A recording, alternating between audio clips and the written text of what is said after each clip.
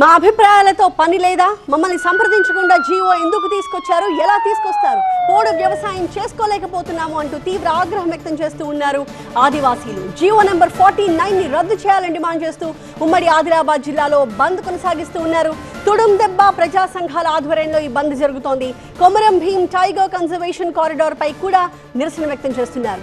RTC depot ముందు ఆదివాసీ అలాగే ప్రజా సంఘాలు ధర్నా చేస్తున్నాయి. ఉట్నూరు ఏజెన్సీ, ఆదిలాబాద్, ఆసిఫాబాద్లలో బంద్ ప్రభావం స్పష్టంగా కనిపిస్తోంది. బస్సులు ఎక్కడికక్కడే నిలిచిపోయాయి.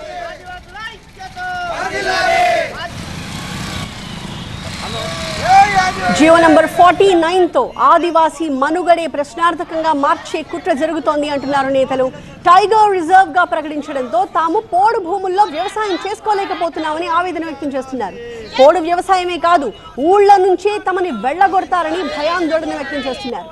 339 గ్రామాలు, 3 లక్షల ఎకరాలకు పైగా భూమిని ఏకపక్షంగా టైగర్ రిజర్వ్ గా ప్రకటించారని, గ్రామ సభల్లో తీర్మానం లేకుండా దొడ్డిదారులు తీసుకొచ్చిన జీవోని రద్దు చేయాలని డిమాండ్ చేస్తున్నారు ఆదివాసీ నేతలు.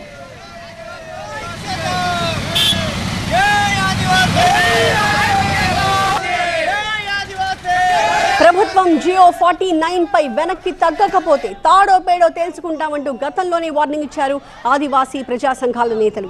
ప్రభుత్వం నుంచి ఎలాంటి సానుకూల ప్రకటన రాకపోవడంతో బంద్కి పిలుపునిచ్చారు. తుడుం దెబ్బ పిలుపుతో ఉట్నూరు ఏజెన్సీతో పాటుగా ఆదిలాబాద్, ఆసిఫాబాద్ జిల్లాలు కూడా స్తంభించిపోయాయి. ఇప్పుడు నిర్మల్, మంచిర్యాలలో బంద్ పాక్షికంగా కొనసాగుతోంది.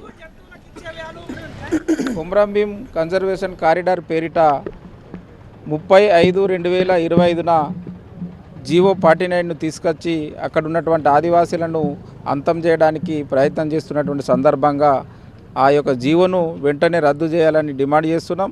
ఎందుకంటే ఇప్పటికే అక్కడ దాదాపు 339 గ్రామాలను, దాదాపు 3 లక్షల ఎకరాల భూమిలో ఈ యొక్క కన్జర్వేషన్ కారిడారు అంటే మహారాష్ట్ర, ఒరిస్సా, మధ్యప్రదేశ్, తెలంగాణ, ఆంధ్రప్రదేశ్ ఇట్లా కలిపి ఈ ప్రాంతాలను కలిపి కన్జర్వేషన్ కారిడార్ని ఏర్పడేయడానికి ఈ యొక్క చర్యకు పూనుకోవడం చాలా బాధాకరం. ఏదైతే కేంద్ర ప్రభుత్వం దేశవ్యాప్తంగా కూడా ఇలా ఒకవైపు కార్పొరేట్ కంపెనీలకు పెద్ద ఎత్తున 1000 ఎకరాల భూముల్ని అటవీ సంపదని దారదత్తం చేస్తుంది, ఇంకోవైపు ఏమో అటవీ సంరక్షణ పేరుతో ఇటువంటి జీవోలు తీసుకొచ్చేసి ఇందులో ఉన్నటువంటి లక్షలాది మంది ఆదివాసీ ప్రజల్ని ఇలా నిరాశ్రయులను చేయడానికి, అడవి నుంచి తరిమేయడానికి కుట్రలు పన్నుతూ ఉంది.